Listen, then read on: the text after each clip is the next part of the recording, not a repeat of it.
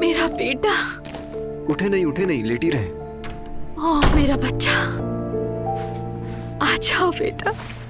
तुम्हारी बहुत याद आ रही थी मुझे। मुझे भी याद आ रही थी। आप ठीक है ना मामा? देख रहे हो ना मुझे बेटा, तुम्हारे बाप ने मुझे पागल करार देकर यहाँ भेज दिया। मामा ऐसी बातें मत करें, उन्होंने ये सब आपकी भलाई के लिए किया है। नहीं बेटा, मामला ऐसा नहीं है, बिल्कुल नहीं। सिर्फ उस औरत के साथ मजे से जीने के लिए उसने मुझे यहाँ बंद कर दिया। मुझे यहाँ देख के अच्छा लग रहा है तुम्हें? हाँ, तुम्हारी माँ को पागल करार दे दिया है उसने बेटा।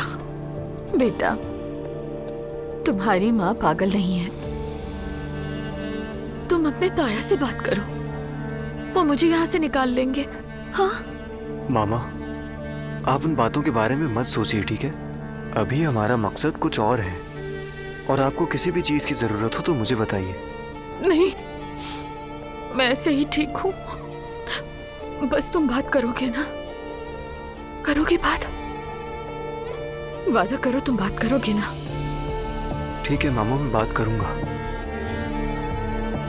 ठीक है। बस आप रिलैक्स रहें, ठीक है? ऐसा वैसा कुछ मत सोचें।